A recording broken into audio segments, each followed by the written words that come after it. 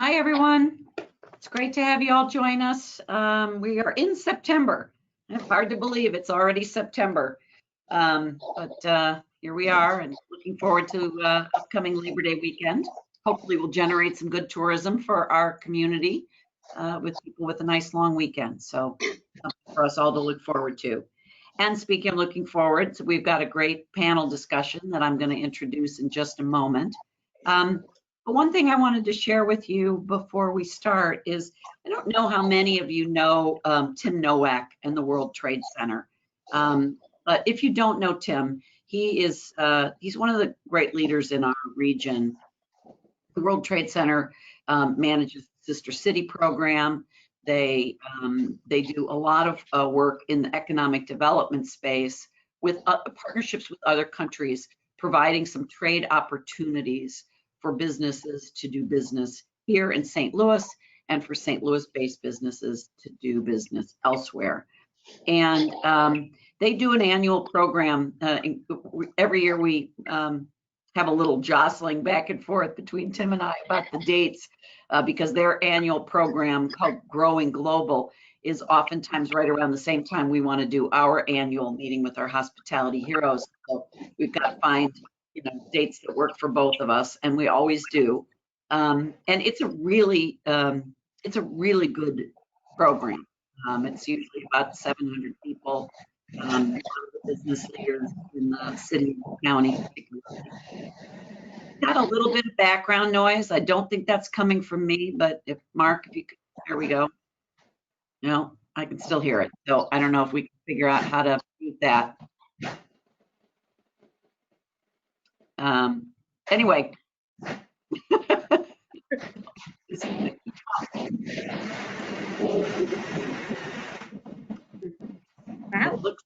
It looks like there's some kind of a connection problem with somebody. So I'll keep going and hopefully somebody on our team will figure out how to fix it. So anyway, so this Growing Global program this year is going to be virtual, of course. And it is available for anybody to join at no cost. And the reason that I bring it up is that their keynote speaker for the program this year is Gary Kelly, who is the chairman and CEO of Southwest.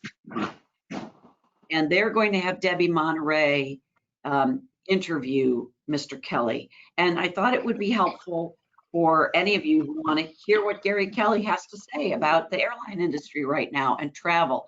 So when Barry Draper sends out the recap, he's going to provide that information. And feel free to register yourselves or pass it on to other members of your team who might be interested. I know that I certainly am. Southwest Airlines being the largest carrier into St. Louis and one of the dominant domestic carriers in this country, they've got a pretty good handle on what's going on in the travel world. So with that said, I would like to now turn it over for the panel discussion. And this is going to be led by Renee Eichelberger on our team. She's going to introduce the other panelists. But before I introduce her, I just want to say I'm really delighted that these panelists have agreed to join us. They are true professionals in the St. Louis hospitality industry. They all have great backgrounds in our community and working with our customers. And they each represent a slightly different segment of the hospitality industry. And so I think it's a really well-rounded panel, and I'm looking forward to hearing the discussion myself. As I said, it's going to be led by Renee. Many of you know Renee Eichelberger, but in case you don't, just a quick introduction of Renee. Renee leads all of our leisure group operations here. And that means, it sounds like maybe she's got like 25 people, but she's really like 25 people in one. She does an extraordinary job of keeping our pulse, her pulse, but St. Louis involved with some of the largest tour and travel industry organizations in the country, like the American Bus Association, the National Tour Association, the Student Youth Travel Group, ASIDA, and many others, domestic groups here for leisure group business. but she also has her finger on what's happening on the global market for those opportunities that are specifically beneficial to St. Louis.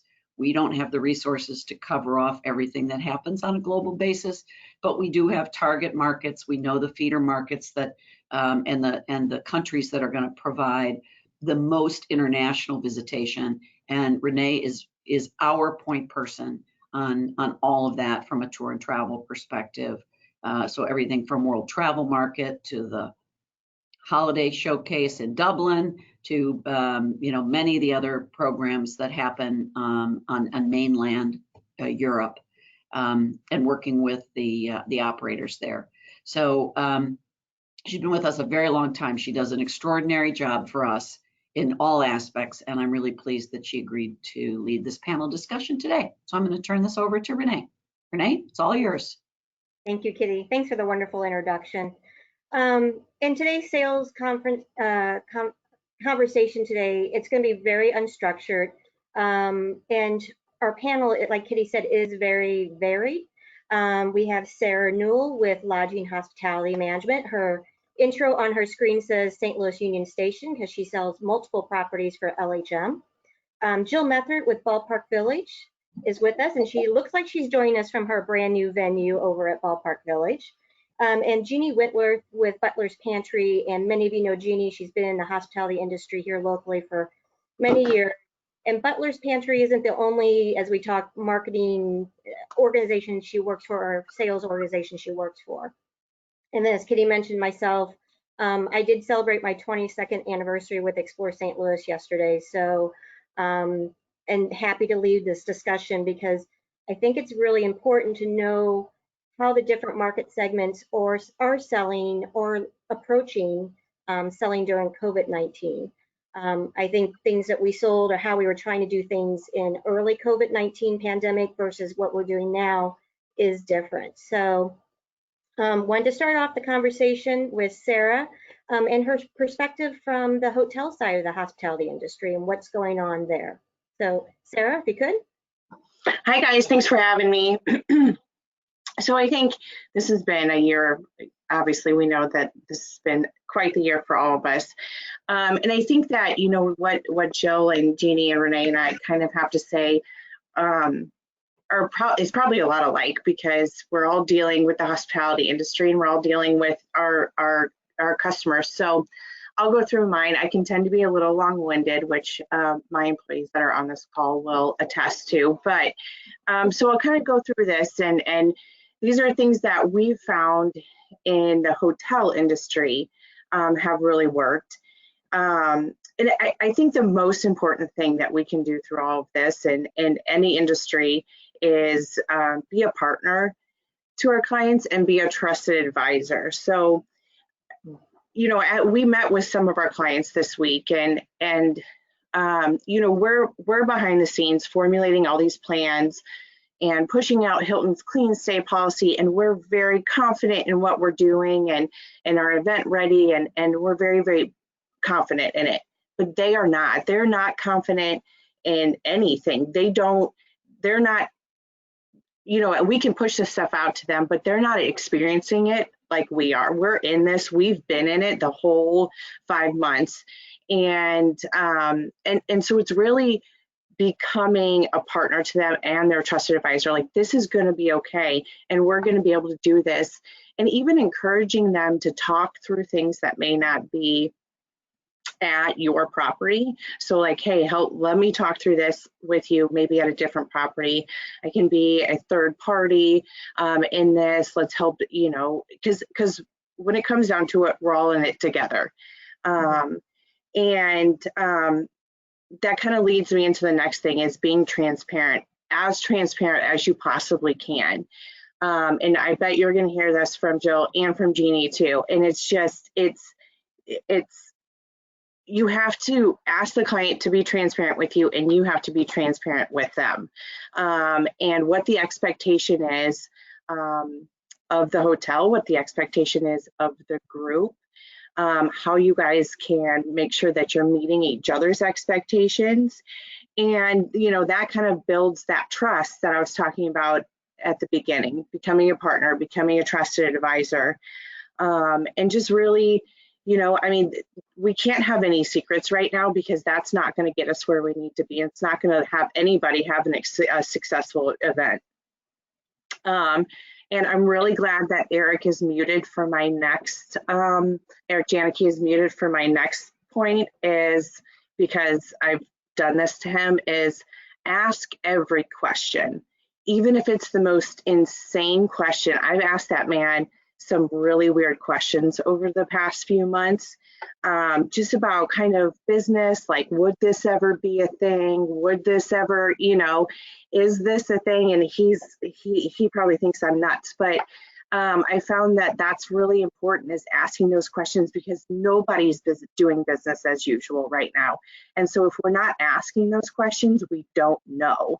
Like, I have no idea how some of these corporations are planning on holding their meetings, or some of these collegiate events are planning on happening, and that sort of thing. So ask every question, even if they're crazy, and ask it to everybody. So I've asked the same questions I've asked to Eric. I've asked them to my national sales office. We've asked it directly to the customer. And even if it's not, they don't know the answer, some of it's like, we didn't think about that. Maybe we should think about it when you're asking the customer directly. And it helps, you don't want to tell them what to do, and you want to make sure they're doing what they feel safe with. But sometimes they're not thinking. We all have really clouded thoughts right now with everything that's coming in, from work and personal. So, and then my last thing is be okay taking a risk. I've agreed to some of these contract languages that I would have been like, no, burn it. No, absolutely not. Even 6 months in January of this year, I would be like, absolutely not. But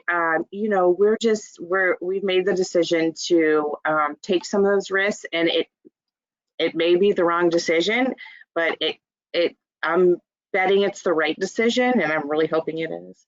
But some of this, it may be too late to kind of pivot if we don't start making decisions right now. And I think that's what we've all been frustrating with in the past 6 months, is like this kind of lack of movement and decision making. And so it's like, it's just time to start making decisions. And I guess we're going to let people not have cancellation in their contract and things like that for the first quarter of next year. But, I think it's just really about being patient with our customers, remembering that they're terrified. They stand to lose a lot of money for their organizations, whether it's a personal organization, professional, corporate, whatever it is, and just being patient with them and walking them through it. So. That's great insight. And I think it is that, and I have trust written down like on my top bullet point here, Sarah. So thanks for taking that point, because that is, I think, one of the key points in selling, always in selling, but I think during these times, these really trying times, the clients really have to feel that they have to trust you and that you're going to lead them on the best path for a successful event. Jill, yesterday when we were talking, I loved your thing, what's a good sale? You got a brand new expansion to your wonderful venue, kind of a hybrid of an attraction, restaurant, event space. So can you tell us what you're encountering on selling during COVID-19?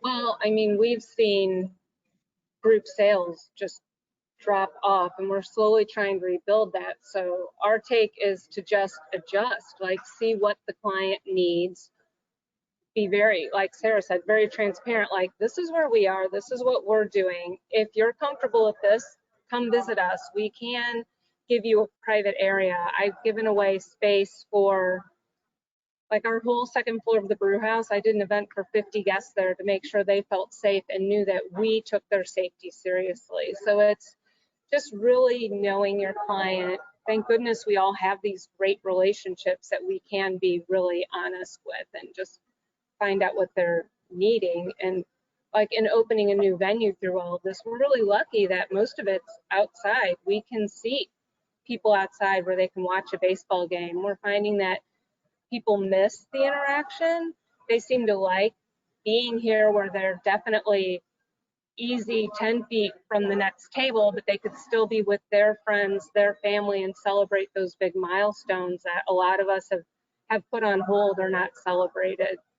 I know when I do sales calls, one of the first questions I ask is, why are we getting together? What is bringing you out? Let's make it an event. I was talking to a client today. It was a table for 10. I was so excited. I'm like, oh, this is going to be a great event. And he's like, well, I mean, it's just dinner. And I'm like, no, you're out. It's going to be great. So part of it's like that transparency, finding out why they're there, and just being excited to celebrate the little things again. I don't know. I've been back since June, and this week it feels like the wheels are back on and they're starting to roll a little more. I think we all want to be out and be together. So hopefully we'll get there sooner than later. Great. So Jeannie, you guys also have new venues coming online for Butler's Pantry, but you also represent so many attractions. You guys do catering and these virtual galas that you were talking about. So can you kind of tell us what you're doing selling through COVID-19? Yeah, I would love to. You're right. We have a pretty long, our business is very diverse. So we have our Butler's Pantry off-premise catering. We own and operate Palladium St. Louis in the Coronado, and we have a new venue coming online at the City Foundry next spring called 18 Rails. So, you know, we really, like all of us in April and May, I think we were all banging our heads against the wall going, what's next? What's next? June's going to be great. If we can just get to May 31st. Well, then June 1st hit and we're like, oh, it's not over yet. So we immediately started shifting our focus, and our whole sales approach and our business offerings from that moment on have totally changed with the time of COVID. We started focusing on what we can do, not what we can't do, with all the different guidances between the local government that came down. All people were hearing, all our clients were hearing was, you can't do this, you can't do this. So we totally spin that and said, but you can do this. So we redesigned a lot of our offerings for our off-premise catering into drop-off packaging. So that just changed the whole sales approach there. We did have weddings for our, we also did a lot of virtual galas. We actually did our first virtual gala for Coca the last week in April. So we pulled that off in a matter of 12 days. It was absolutely amazing. We delivered custom dinners to over 200 people. We've done about 5 virtual galas since then. And we immediately started reaching out to our AV partners, our vendors, our third-party planners, letting them know that we could offer this. In turn, spend probably about 5 or 6 here coming up for the fall. So when our clients were calling saying, I'm canceling my gala, we're like, have we got an idea for you? And it instantly worked. So that's been good. We also have launched virtual lunch and breakfast meetings. So we've all sat on breakfast Zooms for various organizations throughout the last few months. We can deliver breakfast. We can all still have breakfast and still have an industry function together. We also touch base with all of our venues. We're preferred at over 25 venues in the St. Louis area. So we instantly reached out to them and said, what can we do to help you? Let us help you get out of this. What does your book of business look like? Where can we partner? How can we help you reopen? We were one of the first two venues to open in St. Louis. We opened June 11th. We had our proposal received and approved on the first try. And I then reached out to many venues and said, how can I help you reopen your venue? So we worked very closely in tandem without giving away my trade secrets on how we reopened. We helped them reopen their venue for events, and still in the process. Some venues are still going through that. So that's been interesting because we're working together to reopen the city. And I would think, kind of to piggyback off what Sarah said, we all kind of really still need to work together. Yes, there's competition, and yes, times are tough, but right now, it doesn't really matter what brand you actually wear, you know, right here on that logo. We all wear the St. Louis hospitality brand right now. And so if we can all just kind of band together, that's my biggest sales tip is don't sell against each other, sell with each other. I think think that's going to lead us through, honestly, the next 12 to 18 months. We also just explore different business ventures. We have a drop-off division, so we added a line of offerings through that, basically meal prepping for people based on a set menu every week. We would deliver pre-planned meals for you each week. We've got a pop-up picnic happening tomorrow night in Tower Grove Park. If you would have told me a year ago we were planning pop-up picnics, I would have been like, go fly a kite. You're crazy. Kind of like what Sarah said, we're making deals now that we're like, hey, this is a great idea. Let's give it a shot. So those are going to be popular coming up all of September. And we're also looking at partnering with some hotels, some boutique hotel opportunities where they don't have a major national flag behind them, and they still might have some small meetings. So I kind of feel like if it's food and beverage and hospitality right now, at least for Butler's Pantry, it's in our wheelhouse.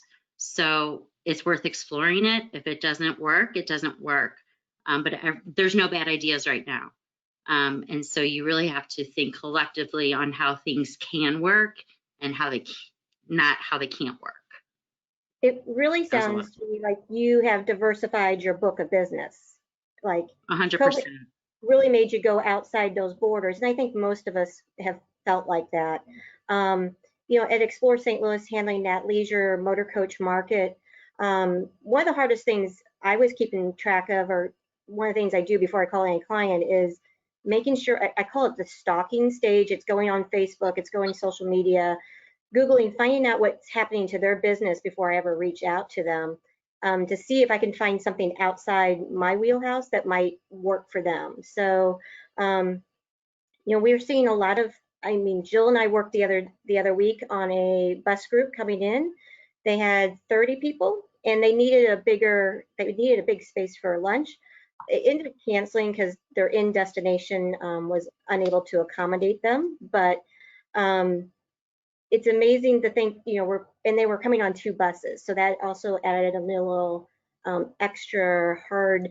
Finding parking for 2 coaches usually in St. Louis is a difficult thing at one time, but it was actually easy. I say knowing the clients, that trust is the #1 thing that we have to have right now, and knowing your clients, if that is that stalking.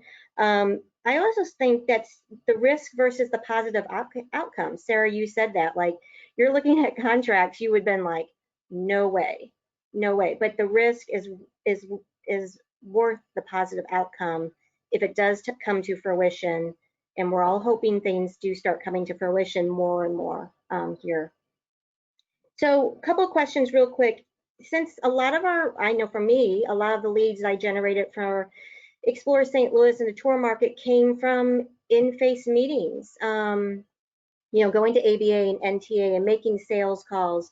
Can someone maybe speak to some maybe possible opportunities to generate leads? Where are you finding some of your new business from, or is it just really more reactive right now? Anybody want to take a lead on it? It's a little of both. We've been using Facebook. We've been getting some good traction off Facebook, our Instagram. We get a lot of requests for reservations, but keep in mind, all of those requests seem to be the smaller groups. So they just want to know how to get out and what we can do for them. I miss going out and visiting places and telling them what we've got new, or having people in all the time. So I think as soon as more and more people are downtown, we'll start to see more and more events, hopefully. So anyone else? You don't have to give up any trade secrets. I can tell you, for one of my favorite things is I participate in a lot of different webinars that there's panels for tour operators. I kind of use that as a sales in, so I always email them all afterwards and thank them for their time and ask a question, and then maybe do a little soft sell at the same time, because I'm not going to see them this year. I know I'm not going to see them in 2020, but I did get to kind of have that contact with maybe a little impersonal. But Sarah, anything? Yeah, I was going to say, I did the same thing as you. I attended like every webinar, every industry networking function in the last 120 days, whether it was virtual or in person. I've gone to 2 in person. They were very well done, hats off ILEA and HSMAI.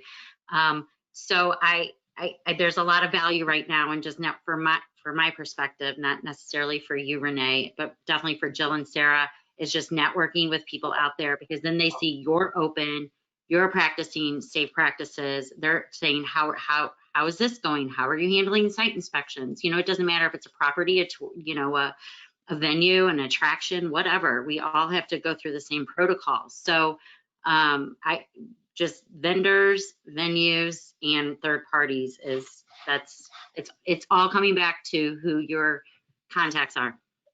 Mhm. I feel. And I think also too, one thing we all have to keep in perspective, you know, we might have been able to churn through a bunch of phone calls in one day, or you might be able to reach out to a lot of clients.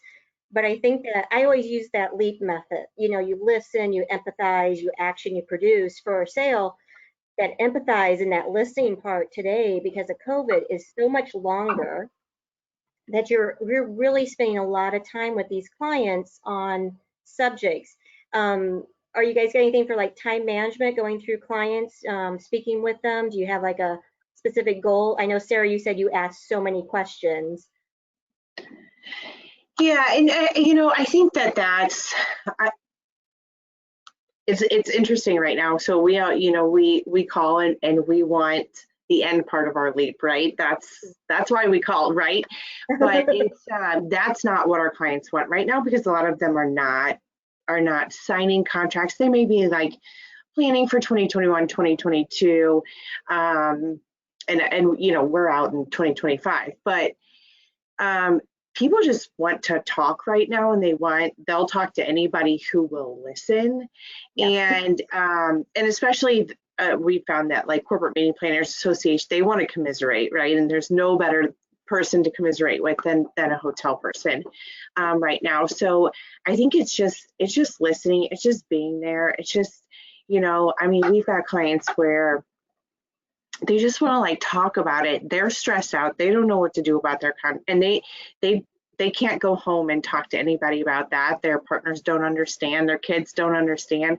Their bosses don't want to hear it. So it's like being just like that sounding board, and not selling. You know what I mean? It goes back to that being like that partner and trusted advisor. It's they're going to come back. They're going to remember that. Then they're going to come back to you. Yeah. Ties back to being that, yeah, like you said, that trusted advisor. Yeah. Real quick, we only have like less than a minute or so. Anybody want to touch a base on how they're selling through social media? I know, Jill, you said you're getting a lot through Ballpark Village that way. I like to post a lot of my business stuff on my personal Facebook page to generate and let people see that we got groups coming into St. Louis. Anybody else want to make a mention on that, how that works for you on your sales side of things? No? Oh, I was going to say, for our venues, it's been fantastic because we were able to really promote when we reopened in June that we are open and we're ready for business. Whatever those parameters can be, we can do it, and we can do it safely. So social media has been great for our wedding market. We all know where corporate stands right now, but brides want to see that you're open. They want to see that you had a wedding last weekend, that everything was safe. They want to see that. So it's the social has been fantastic for our wedding market. Right. Well, I think that's it. Our time. You know, the reposting, having your team repost it, of course, you know. Definitely. I think Mark on our team always says I'm one of the favorites, and my mom reposts my stuff so much, so I get 2 hits, really. Love that mother. So that's kind of our time frame here. I should have checked the chat better. I'm sorry, that's my bad. We don't have anything in the chat right now or questions. But if anything comes up during the rest of the call, we can maybe circle back. But we will, at the end, Barry will also send out an update, a recap for today, and we'll have everyone's contact information there. So if you have questions, so Jill, Sarah, Jeannie, thank you so much today for joining us and being on this side of the call, because I know all of you are very regulars on our partner calls every week. So thank you very much for your insight in selling during COVID-19. Thank you. It was fun. We're going to get through this, everybody. Thanks, guys. We will. Renee, Jeannie, Jill, Sarah, thank you so much for doing this. You know, it was really great to hear you guys talk about this. You know, one of the things that I think, and I think it was Sarah that said this, you know, the fear that our customers have right now. I was on a PCMA call the other day with a very senior meeting planner who was saying to the group, the executive committee group, she said, I feel like all the relationships that I've had all these years have gone by the wayside. I'm not hearing from any of my normal supplier friends. And I think this is a real opportunity for us, just as you've all been saying, is even if it's not a selling time right now, it's really a good time to reach out and talk to those same people that you've always been talking to, because they're pretty lonely right now and they are starting to feel used, like we only talk to them when we need something. And it's really a good time to maintain the relationships. I was really surprised to hear her say that, because I figured she's so busy with everything she's doing that kind of the last thing she needed was to, you know, people just calling her to check in. But she said just the opposite of that. So it's a really good lesson, and to remember that they're afraid. They don't know what's going to happen to them. So that commiseration, I think, is a really good idea. And I also, you talked a little bit about, you know, taking business that you might not have looked at before and diversifying the things that you're doing. I think that's really important for all of us, is that we have to understand that business is changing, and what might have been considered a good piece of business in the past might not be in the future, because that organization might completely change the way they do business. And we can't wait for them to return, because they may not return the same way. So Yes. it was Thank you. great. Thank you all. Renee, thanks for leading that. And I think, speaking of sales, we're going to turn this over to Eric Janicki to give us a little sales update. Eric? Yeah, thanks, Kitty. And, you know, it gives me the opportunity to make comments about Sarah now. Eric. No, great presentation. And, you know, my takeaway is we tell our sales team all the time here at Explore St. Louis that the most difficult thing for a salesperson to do is listen. And I know in all my old Hilton training, there was a thing called the discovery phase of selling. And that's really where we are now, is we have to show empathy and listen to the customer. And in that, we're discovering what their needs are, personal and professional. So you guys did a great job. Really appreciate it. So Sarah, I'll get you back, don't worry. All right, Mark, you can put the next slide up. All right, just to give a little update of where we are. And, you know, we spoke about new business, and I would say most of our efforts are presently on rebooking cancellations.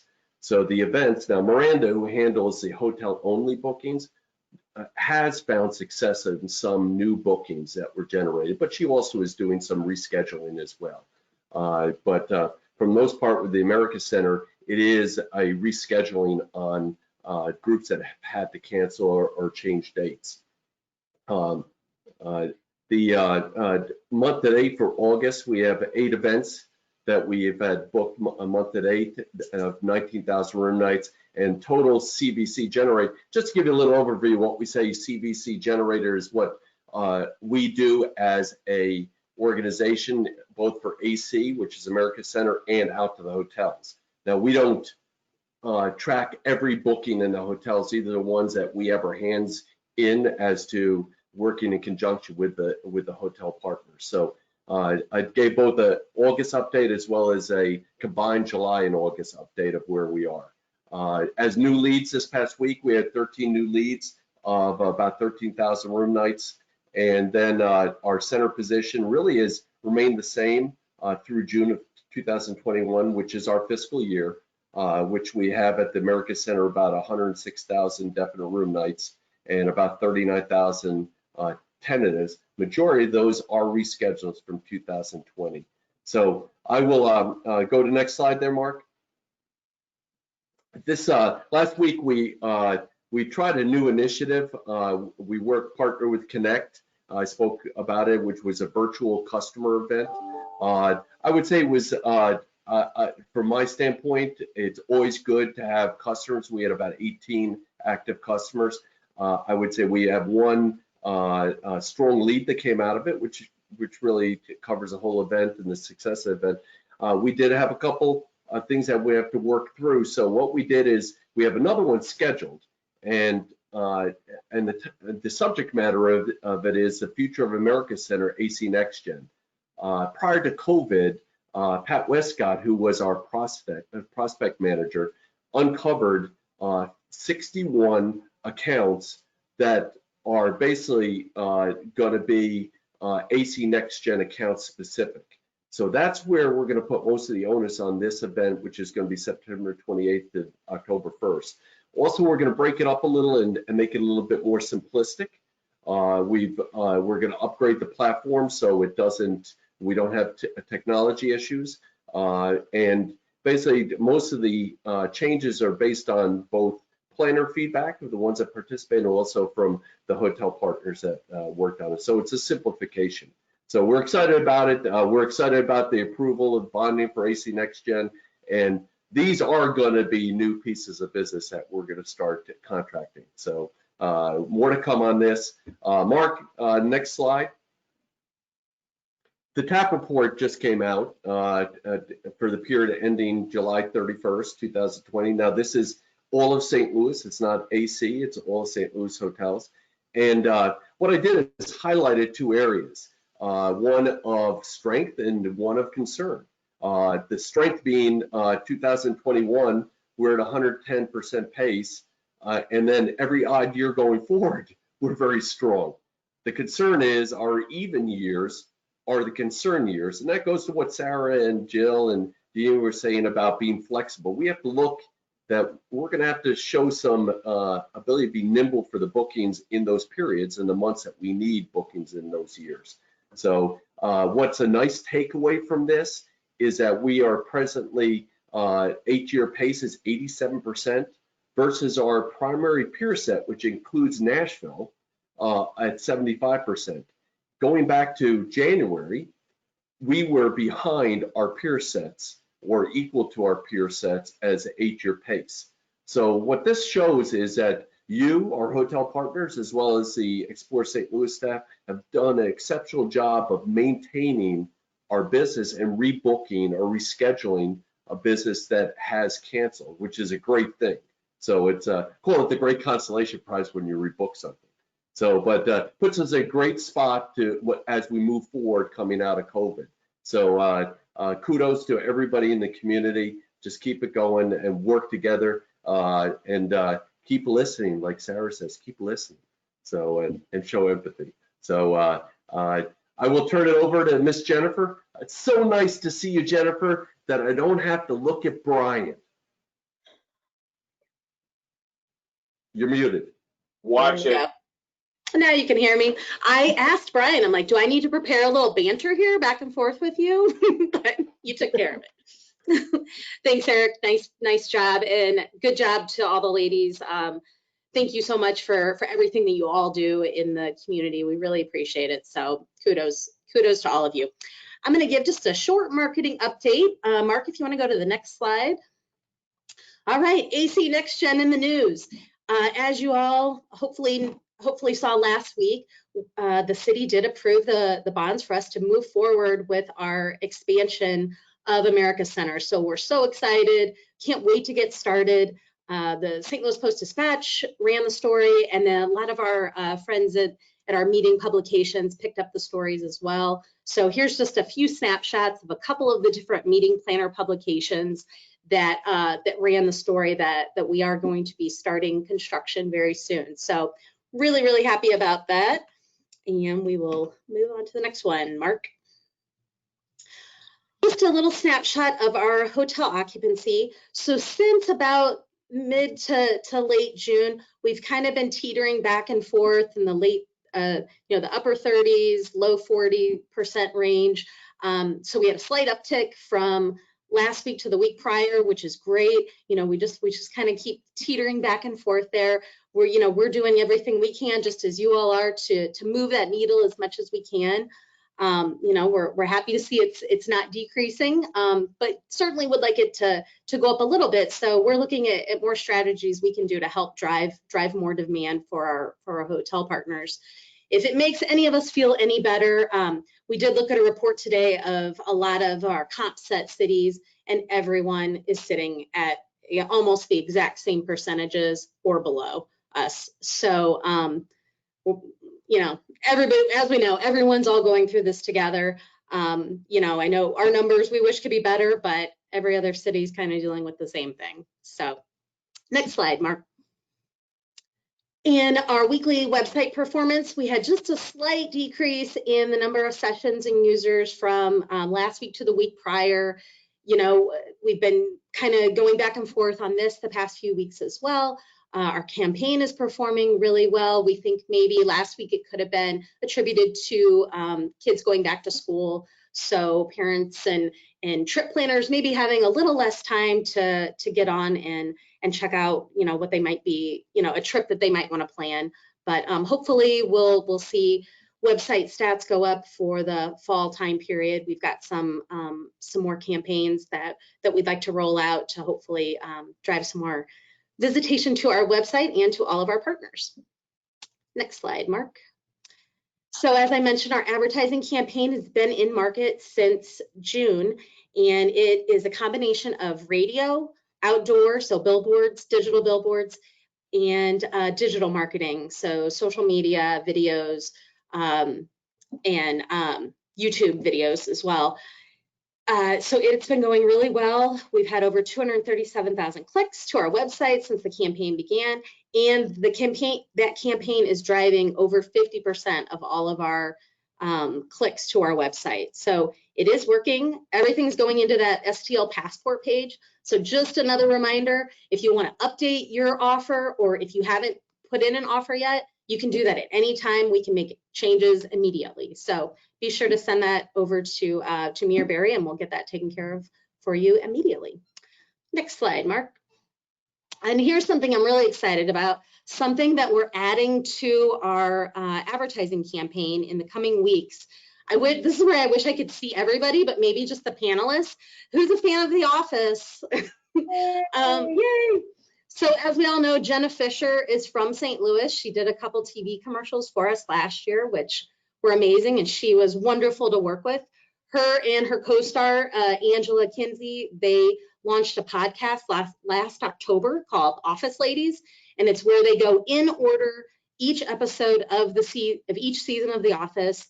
They spend about an hour just dissecting that episode and talking about it, and they have some of the other actors come on and they give you some little tidbits from behind the scenes, and it's really fun. They have a great time. Jenna actually talks about St. Louis quite a bit, which is really fun. So we've been able to secure some advertising in this podcast, which we're really excited about. And the stars do the ads for us. So it's not us creating an ad and sending it to them. I mean, we are going to send some copy points, of course, things we'd like her to cover, but Jenna and Angela will be doing the spot, the 60-second spot about exploring St. Louis. And Jenna's got great experience, and she did our TV commercials with us last year, and she was, again, so excited to do that. So we can't wait till that launches. Should be about the middle of September.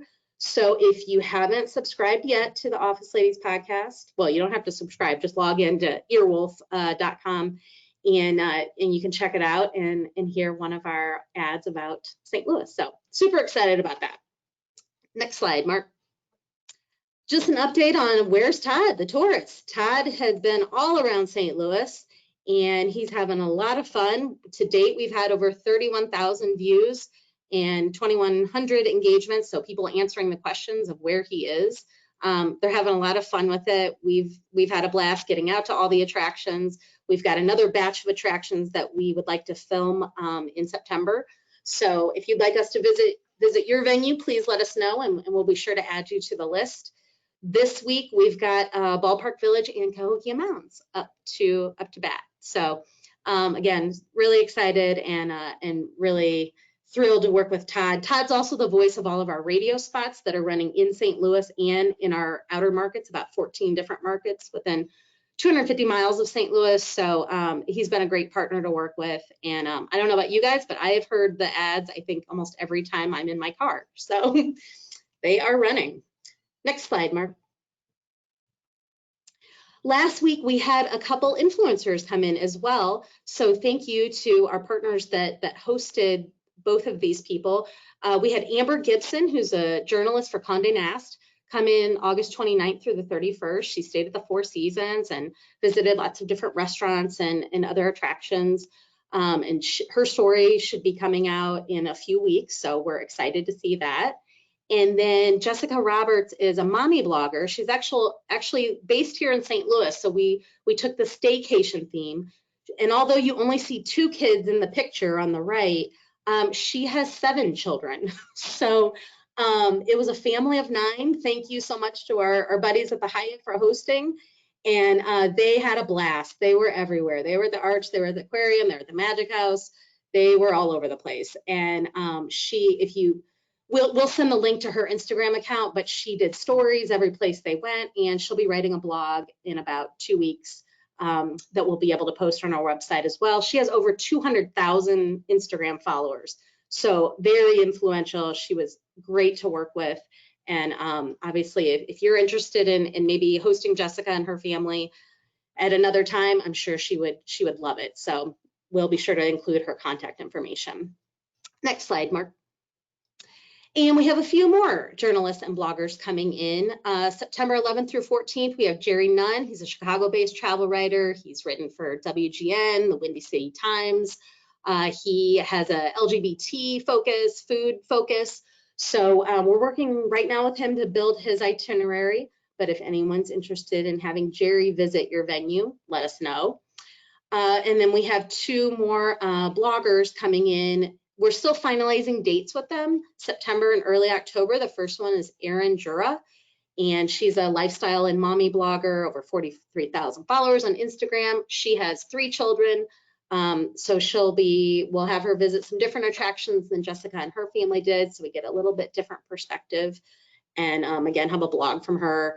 The next influencer is Dee Nichols. She's a local entrepreneur, and she's got a great following that she's building, over 12,000 Instagram followers. So we're really excited to work with her as well. So just an update on some influential people that'll be coming in and touring St. Louis and then writing about it. All right, next slide, Mark. And then just a reminder, American Ninja Warrior, the premiere is Monday night at 7 p.m. on NBC. So as you may remember, we hosted the production of American Ninja Warrior the whole month of July. They were here filming their entire season, which was amazing. So we really want to make a big deal about this premiere. So if you have a venue that's able to promote this and show it on your TV screens, or maybe just do a drink special or a food special or some kind of promotion, just to help us get the word out that, hey, everybody, tune into American Ninja Warrior. It was filmed right here in St. Louis, their whole season.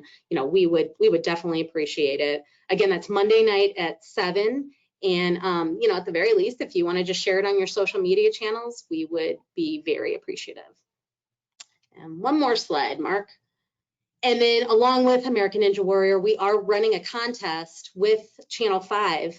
And we want to thank all the partners that have donated prizes.